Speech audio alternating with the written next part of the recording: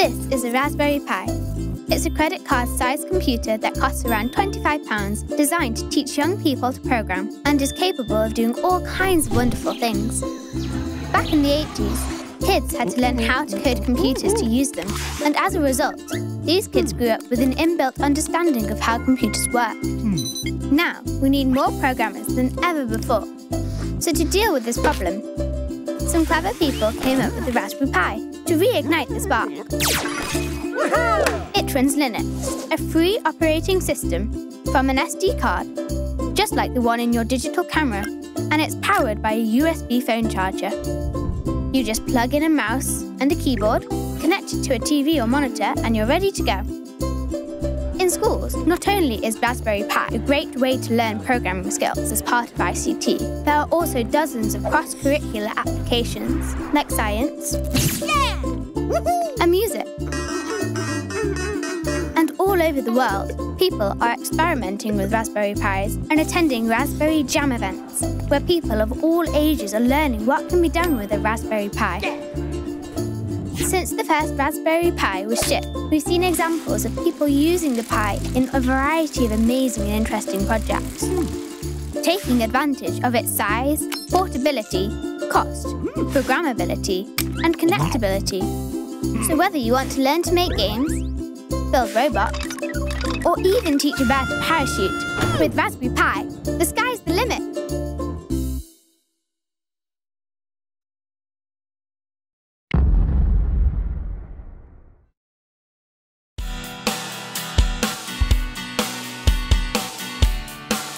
So here we have the brand new touchscreen from the Raspberry Pi Foundation.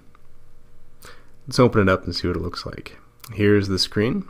It's a pretty nice glossy surface. Then we have the ribbon cables in the back, owner's manual, which you really don't need, adapter board, that'll handle your inputs and outputs. Then we have these ribbon cables, you only need 2 of them, and a hardware packet. Alright, so here's the touchscreen. Let's flip it over and get a good look at these ribbon cables. So then we have the adapter mounting ports, or holes rather.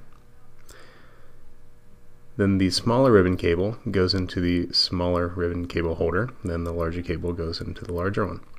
Let's go ahead and hook up the larger one here. So what we're going to do is pull out the black part first, insert the ribbon cable. That'll go shiny side down, and then we'll seat the ribbon cable together. Next we'll do the smaller one, so pull out the brown part, stick in the ribbon cable, and then gently seat the holder.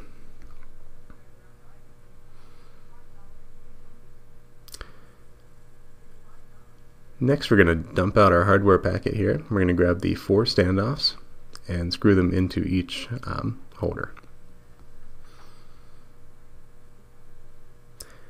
Alright, now we have the DSI ribbon cable, so that's going to go into the jack on the side, and we're going to do the same thing, pull out the black part and then seat it home. Alright, now we have our Raspberry Pi. We're going to mount that DSI connector towards the end there. Bend the ribbon cable over backwards and put that one in as well.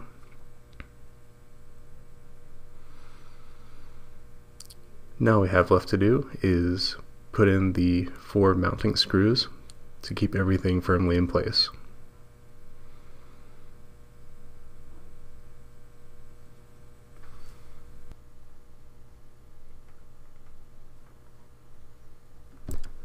Alright, now that we have our screws secured, we just need to run power to the Raspberry Pi. You can do this a couple ways.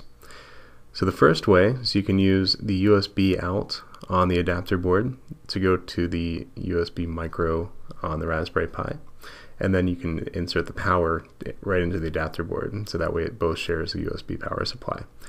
Alternatively, you can use the GPIO pins on the back, which go to the end pins on the adapter display. Now this is very important to get right, so if in doubt, follow the instructions online. But you need the first pin and the last pin on the adapter board. You can take the positive and plug it into pin 1 on the Raspberry Pi here. And we'll take the negative and plug it into pin 3. And we'll just tuck those wires off to the side a little bit. Next, we're going to take our Raspbian image, and we've already loaded ours and updated it using apt-get update upgrade. Next, we're going to plug it into a cell phone power supply here. And we've also connected a USB keyboard to make typing easier. Let the whole thing boot up.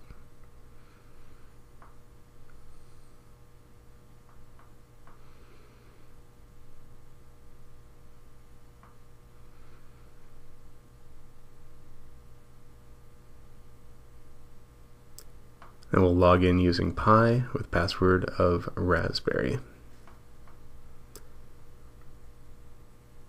Next we'll type in startx. Startx, all one word, to get it to boot into the desktop environment. And this can be later configured using raspi config so that you don't have to type into the terminal every time. So you can see the touchscreen is pretty responsive. You can click around on here and drag things. And we'll go into the menu, poke around a little bit, we'll go to accessories and open up the calculator. As you can see, typing really isn't much of an issue. It works pretty well. Make things bigger, make it smaller. Navigation works pretty seamlessly. And there you have it, kind of an all-in-one input display solution for the Raspberry Pi.